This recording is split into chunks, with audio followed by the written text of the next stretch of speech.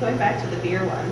Okay. It's alcohol not Religion. Okay. Yeah. Like Andy said before, like most of our culture is influenced by the religion. So we don't drink at all. You don't never see someone get a drink or not, wine or just certain days or drinks. Yep. The pork. Do parents know that the elementary school's lunch don't They consist know, of pork? but they'll still like I know a lot of parents when that I encounter with, like are you sure there's no pork? Like there's no pork here. I try to ensure them that there's no pork whatsoever, and like they call again, and a different parent call like, are you sure? So and so. Or some of the kids even like the younger kids like, oh no, I'm not gonna eat that. It's pork. Like for example, corn hot dogs. Oh nope, I'm not gonna eat it. But trying to ensure that it's okay. You can eat it. There's no, I'll come down there and tell them it's not a pork. They're like nope, it's not. I don't want it. A lot of the parents know, but I had problems with the new students that are coming to the country that were just like me when I was coming. Yeah. When I take them when their lunch or cafeteria, they don't want to eat whatever food that they're served or here. They say, why are you not eating it? It's pork. It's not pork. I know it. You can eat it. They say, no. Yeah, So it's they don't. more when it looks like it. Yes, yeah, they don't want to eat it. I was the same. When I first I came to Willmar in 2004, and that's when I first came to the United States.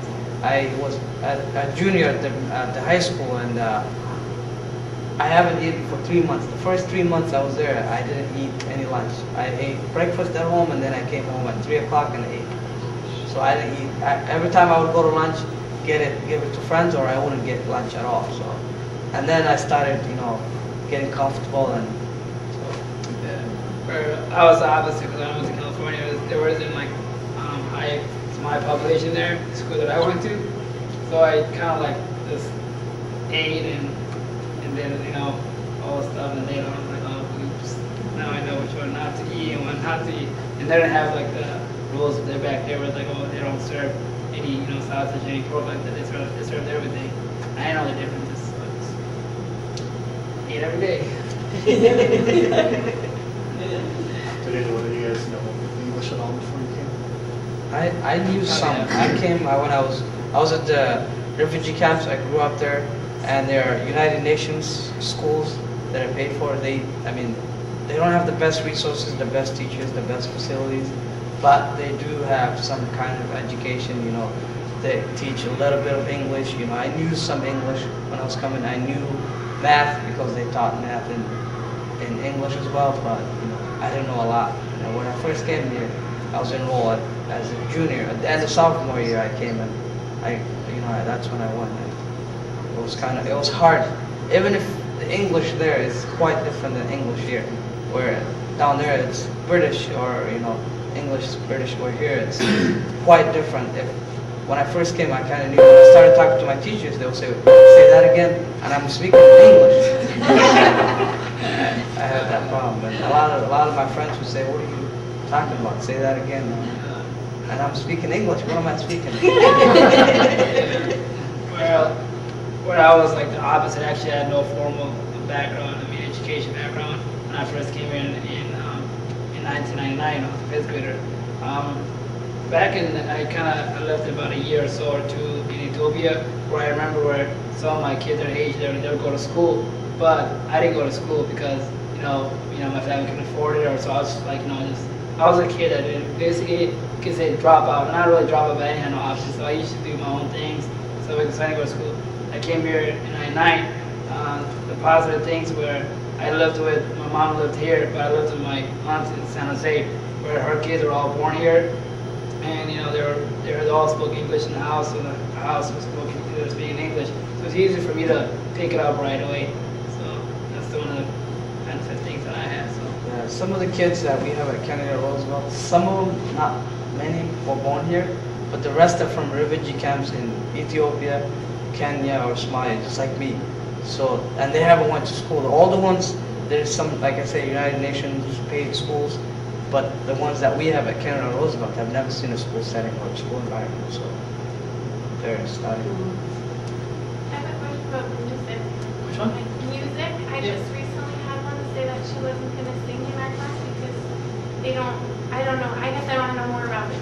Music, well, music is not tolerated. Like, for example, we see music is part of, in the religion-wise, but music is not, there's no note to music. So some of the kids were entirely, like, there's no music, can't listen to music. You know, basically it goes back, basically, the music is the, like the drums and all that stuff is basically like the devil's, for the word. Religiously, it's forbidden. at It's all. forbidden, basically. But I mean, kids, I don't know, because that's parents' choice. 99% of the parents would say no to music. Yeah, it's But- religion-wise, yeah. there's no music. I said No, sometimes, even at the Roosevelt, where one of the girls, she's a fifth grader, and she had to participate in some of the songs. She didn't want to participate. She's like, I don't want to do music, and I'm pretty sure my parents do not want me to do music. And for me to call, it's kind of awkward for me to call parents, like, oh, your kid didn't participate in music today because she didn't want to sing. They'll get upset with me, like, you know you don't do that. So I try to tell the teacher that it puts me in a hard spot, trying to tell her, even though I know that, even like, for example, if I have my kids, I probably don't want them to be in music and so on. So like that's because you never know, like, nowadays music, it can be wild. That's, what some of the music nowadays are. So I think the kids enjoy it, but those are the newer kids that are coming right now. That their mentality, they're used to, they're inviting boy music, no music. Where a lot of the kids that were here enjoy actually those classes, and so a lot of the parents say the kids are young and they don't have a lot of issues with it. They might have some problems with it, but they don't have a lot of issues with the young kids going to the music class. But as they get older, the parents would have problems with it at middle school or high school. And do you think that will ever change? Do you think, as the generations keep growing in America, do you foresee any of that changing, where they may accept the music, or is that just totally religion? It's like saying like alcohol and beverages. Usually, if something in the front says no to that, we usually don't ever like go against it or anything. So the Quran and then religion says no to this. We're not like, oh, so many people like they looked over and they've rewritten it. It's not that. The Quran has been written over 1,400 years ago, and since then it's never been changed. Religiously, it's no forever. But realistically, I don't think so. Well, now we're at it. you can see it. I mean, it's everywhere. You can go to restaurants, it's in your car, Yes, you buy a it's car, everywhere, yeah. right? But then Just thinking, intention do of- they yeah. ever? Yeah, it's your own intention. For example, like let's say if I'm writing, one of my friends, and I listen to music, I don't have control of that. Like, I have to be Right. respectful to the person. For example, if I'm riding a car with you and you listen to your music and stuff like that, Right. I have to be respectful. It's not like that I took the music, I'm It's listening just that to you it. chose, you didn't choose. Yeah, I didn't to do choose that. to do that. It's like the situation that I'm in. If I'm in a restaurant, if I'm in a place where I'm hearing it, I'm not in control of it. If I'm gonna go to YouTube, put my own music in, and listen to that, then that's a different story. I see. Yeah, I so you think have to be it's- respectful to other people as well. So. Okay. Realistically, it's gonna come down to personal choices. Somali culture is influenced by the religion. Yeah. But as more and more generations are here and stay here, Yeah. it's gonna come down to personal choices.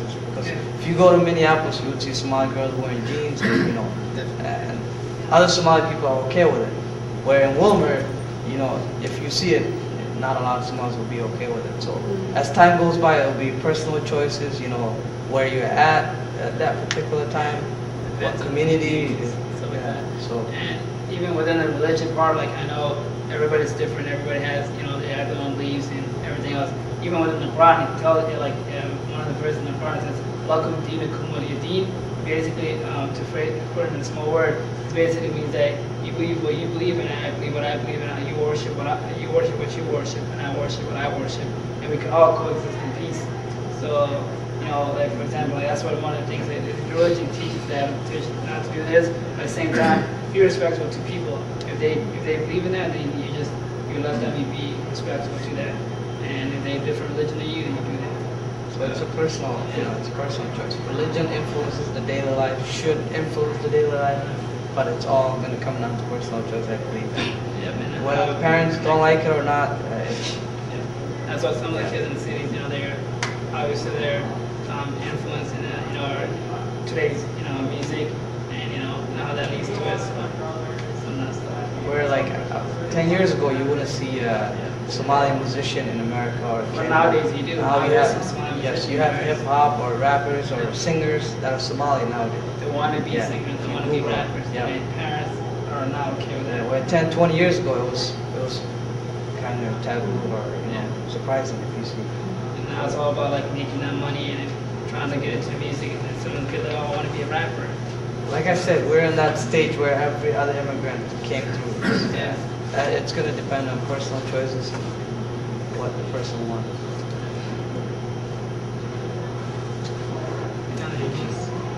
Do any Somalis ever Thank you. stray from Islam? They Stray? They don't go seek other religions at all? No, very.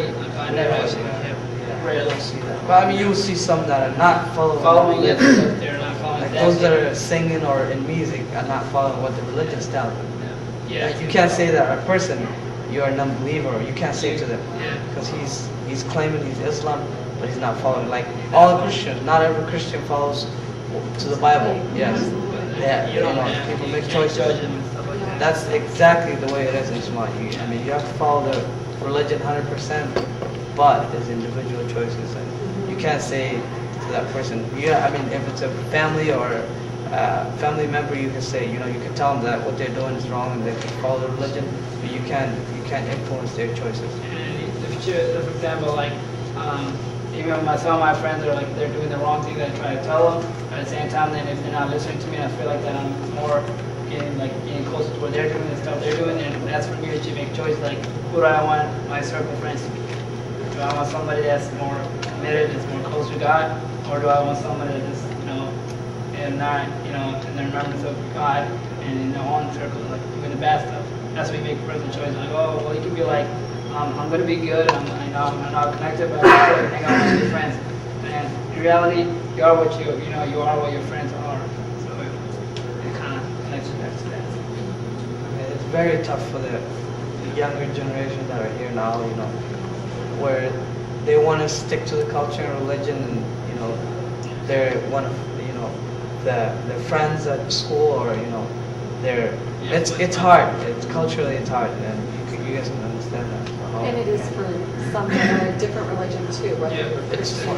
every religion. Yeah. Every religion's like that. Yeah. And Christianity is like that, where you don't see Yeah. everybody following. Was there anything Thank about you. eye Thank you. contact? Oh, yes, I think I covered that. Usually, eye contact, men are not able to, like, well, for example, like, the opposite sex, they don't give eye contact to each other. So we can have the parent conferences, if you have, like, let's say, mostly females, if a dad came in, if I came in, I probably wouldn't give you guys a direct eye contact. Whereas, like, the whole time we explain something, where in the Western society nowadays, I think eye contact is a communication where it's, oh, I understand you're on the same page, but ours is like totally the opposite. Where it's like, they're not trying to be rude or anything, just the fact that it's more respectful. Like I would, if a female teacher was talking to me, I would gaze down sometimes, or I would look down. It's not because I'm not listening or I'm respecting. It's just something that I'm used to it. I might look at you eye to eye sometimes, but not all the time. Yeah. Doesn't mean that I'm listening. And that's the way it is for all Somali. And even teaches in the Quran, it teaches that all the believers, men and women, the believers, lower your gaze. So men are taught to lower our gaze, remember, and women are taught to don't show skins where men have to look at you. So men and women have their own responsibility. That's why women are covered up, and men have to do their part where they lower their gaze. But men can look each other in the Oh yes, men. Yeah. Men and women. Men can men, do- women to women. Shake hands and eat together. And then usually if it's, for example, my sister, it's the family. She doesn't have to cover up when she's at home. When someone else comes over, my friend comes over, and she has to cover up. Same with my mom. It's very interesting. Thank you. Thank you very much. Thanks for coming.